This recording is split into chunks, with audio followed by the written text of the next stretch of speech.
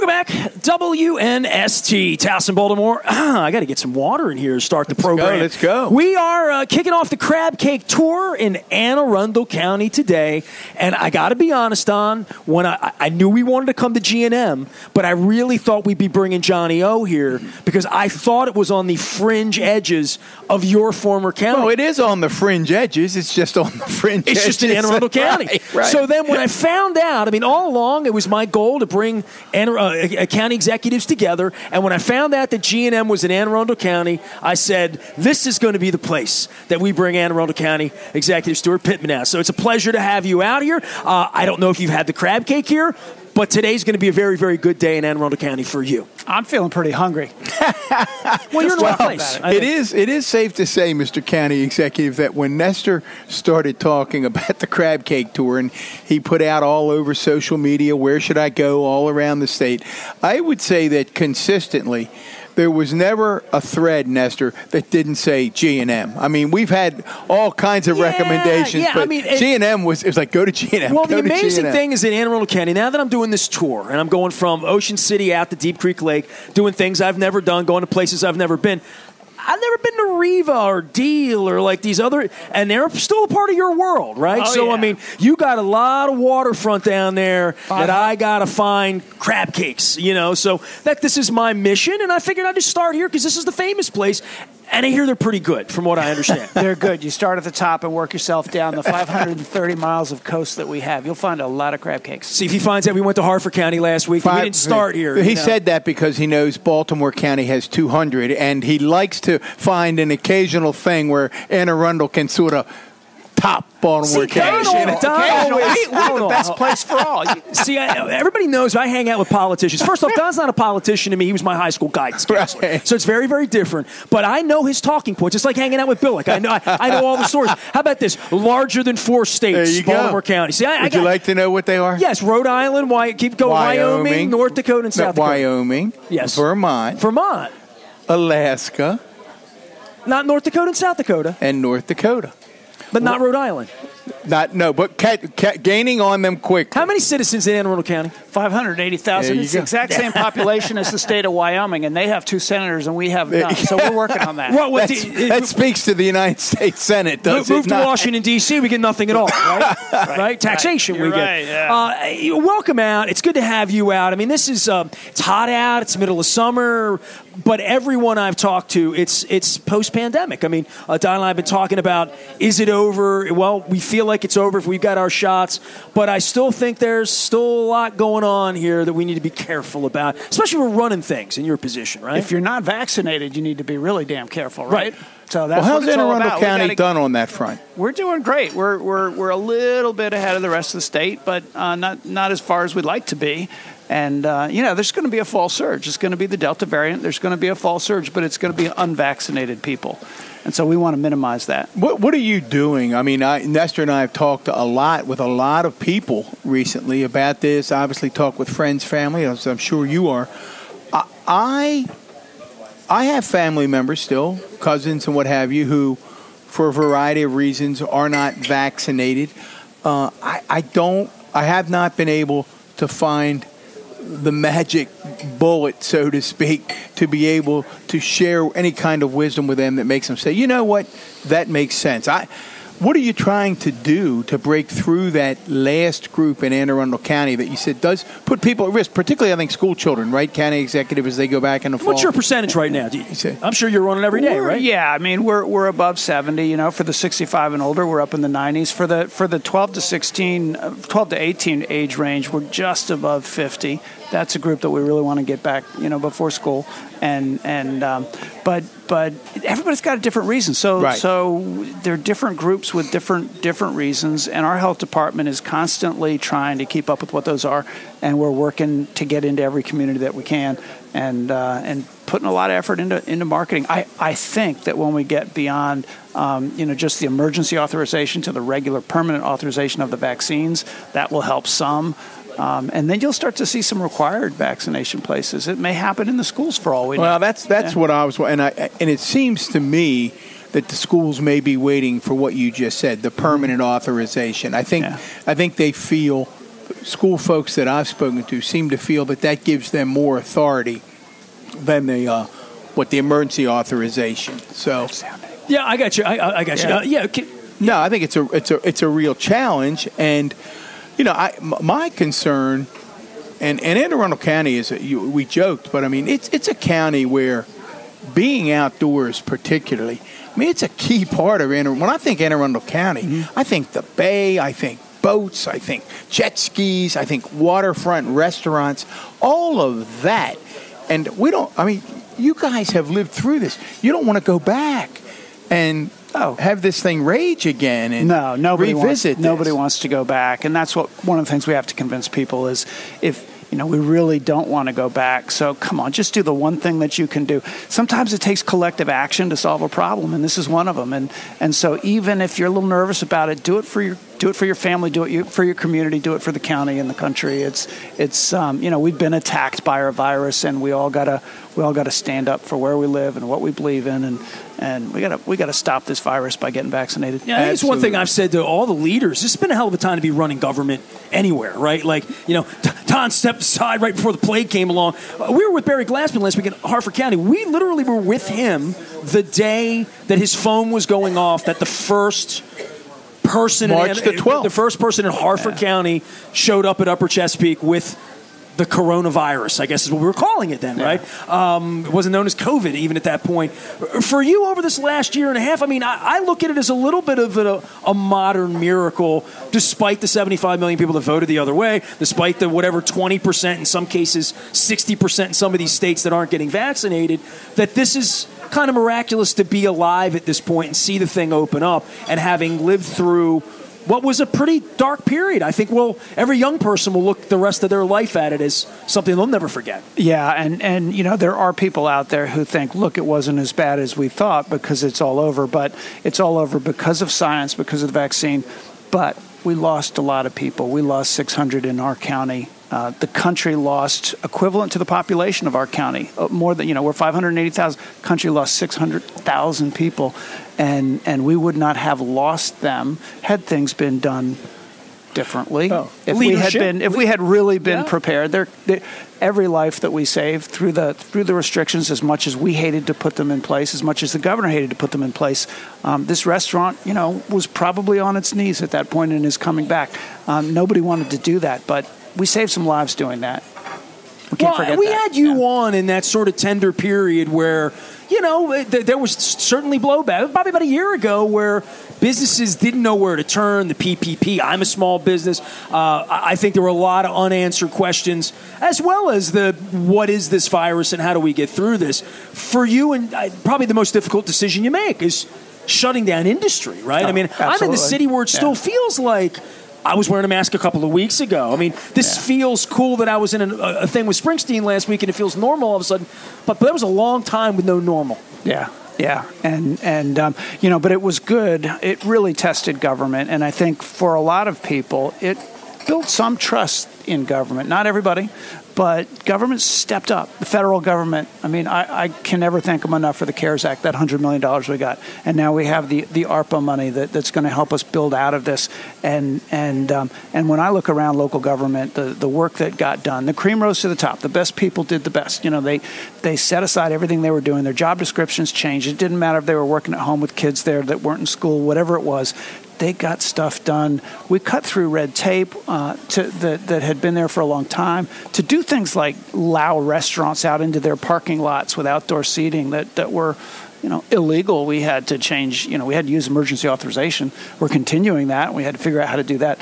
But we were constantly had the Office of Law and all the different departments working together to solve problems, and it was a good exercise for local government, for all government. Well, for small business, too. Everyone had to adjust, and pivot being the key word, right? Everybody had to do something differently that was never asked of them before, and something that probably scared the hell out of them. Well, go ahead. And they were in a worse position because it was totally outside of their control. If I had still been running my business, I probably would have been mad as hell about people telling me what I couldn't do. I couldn't make money laying people off. It was really difficult time to be a small business, especially in entertainment restaurants. And I don't have any animosity towards the people that attacked me personally for the restrictions, because I might have done the same thing if I had been in that position. If that's your life savings, your mom passed it down or your dad passed it down, as you used the term just a few minutes ago, this restaurant was probably on its knees like so many. And then you bounce back, and you alluded to something.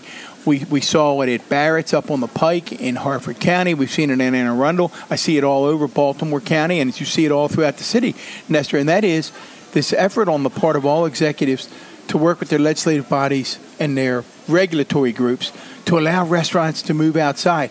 In New York City, it's everywhere. I was up there last week. It's incredible how every business did this. And it looks to me, this is the challenge that I think it's going to be Paris. Well, I think it always falls back on the execs. It truly is the Harry Truman thing that the buck stops there. I can tell you that a number of the restaurants that I frequent in the Catonsville area, people love what's happened with the move outside. And they don't want these emergency authorizations, to expire, and they want them to be extended and made permanent. Are you getting that similar kind of pressure in Anne Arundel now that you've seen the success of this outside dining? Yeah, it was kind of interesting that there was one member of our county council that I think 5 times tried to take away all the emergency authorizations from the government, and of course he failed with every vote, and we kept saying, well, because there's some good stuff that comes with that. And the last one was the authorization to be able to have restaurants use parking spaces, because we require a certain amount of parking, for an establishment. You're taking away some of those spaces. So you got to change a lot of laws to make it permanent. What we did was we extended it out through November, so that we could at least get to there. And then I think we are going to have some tough conversations about what should be allowed and where. Right. I mean, it seems to me it's been so successful, and all of you who try to make these tough decisions, you want to support business, and when you have something that feels universally successful, it seems to me that's where people need to come together and try to figure it out. You mentioned the CARES money. County Executive Glassman was very appreciative in our discussions with him last week of the Democratic executives, and particularly those of you from the larger counties, who he said stood up and really said fought for the CARES money to be distributed even to the smaller counties, that everybody had a need. Can you put a concrete face on that for folks, where you can tell them, hey, if you ever wonder whether a federal response mattered, here's what we were able to do in Anne Arundel County because of CARES dollars? What example would you give people? We fed people. We had a food distribution system for those people. And when you think about who got hurt economically by the restrictions, it was the bottom quarter of wage earners. There's all kinds of data on this. They were the ones that got hurt.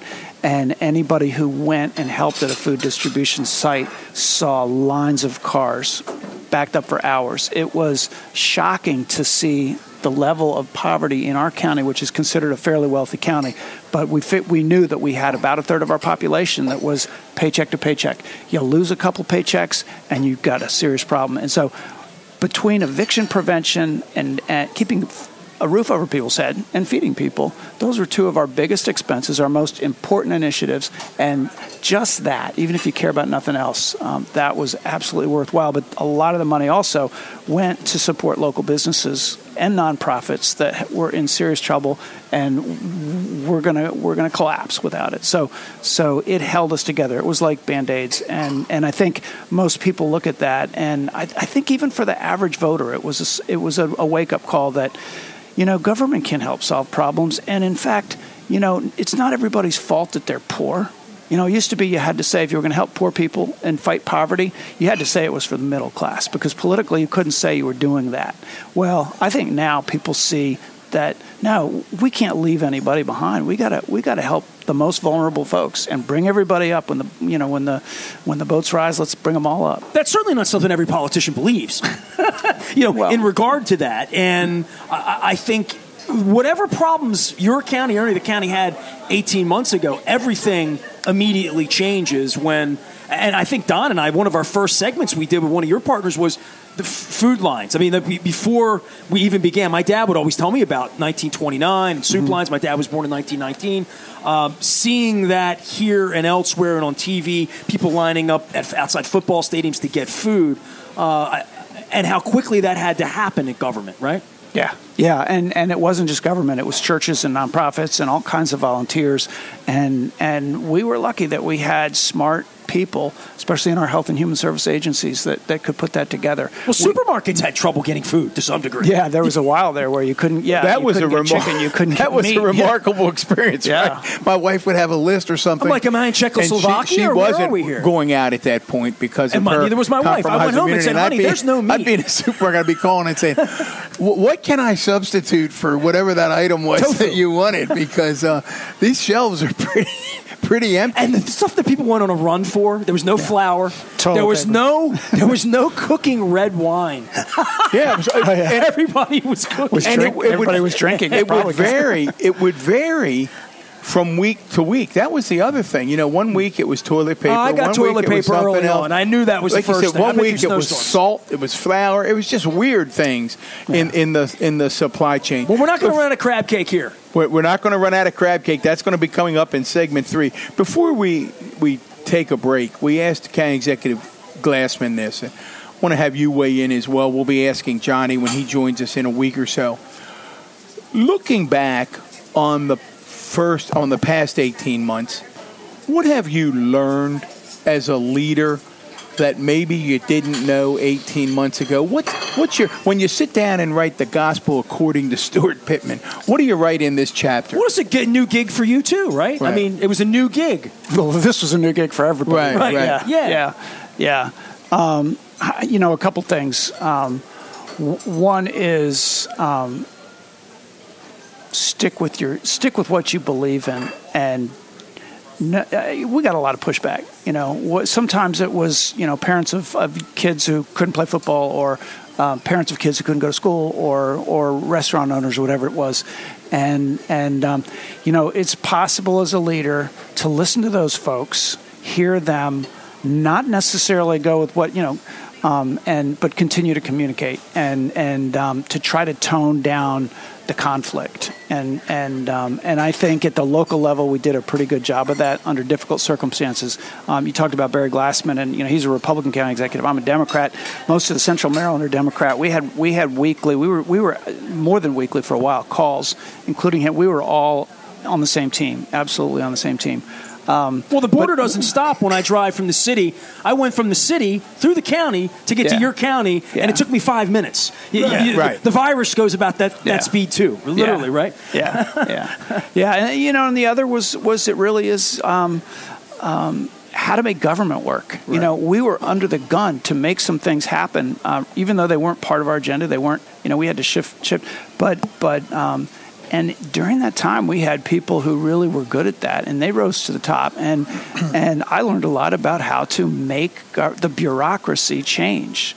We had to do things that people told us were illegal, or they couldn't be. We didn't break the law, but they weren't possible. But we had to do them anyway, so we made it happen. We've never done things that way. Right. Is that what you hear? Yeah, absolutely. Don hates that stuff. Yeah, that's my least favorite. Yeah, we get together with like the Martin O'Malley's and stuff, and we compare notes of the excuses. That drove Governor O'Malley to drink. Right now, we've done that. And Martin would go right down the list. Right, check. Yeah, I know, and then we'll try it and see if we can't get it right. Seems to me that all of you get credit for this, getting vaccine to people in a mass way without it being total pandemonium. I mean, it's remarkable. And each and every one of you seem to have found, you alluded to it, maybe you talk more about it, somebody on your staff, either in a health department or on your executive staff, who just said, I've got the logistics. I can make this happen. I mean, talk about that problem. All of a sudden, you've got 500,000 people in Anne Arundel County, and you said, 70% of them vaccinated. So, you've vaccinated hundreds of thousands of people. Talk about the early days of that and trying to figure out how to do that. Yeah, well, early on, remember, we all had way more capacity than we had vaccines. So we had been planning for it, and we were ready. And then we were all hustling trying to get more vaccines. Right. But I was lucky in that I hired a health officer, Dr. Nilesh Kalyanaraman. He came out of Baltimore City. He used to do healthcare for the homeless in Baltimore City. And we really needed in our health department somebody to bring the team together.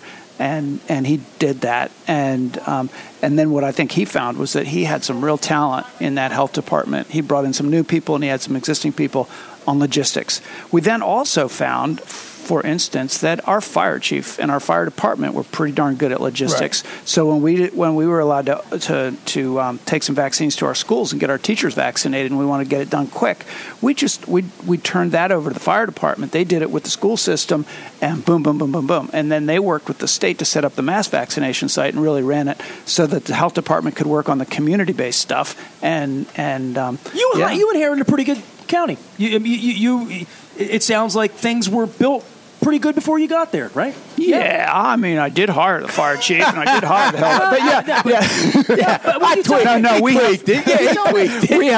We have great local government. We have great people who've been there for a long time. How many people work in your government? 5,000. 5,000. Yeah. Okay, so you changed a few people, but I would think that the teams 92% of the people that did the lifting, absolutely. Nestor, that's one of sitting there. Nestor, that's when I know County Executive Pittman would agree. I don't want to put words in his mouth. It's one of the things that I don't think, I shouldn't say it that way. I hope, let me put it positively since it's Baltimore.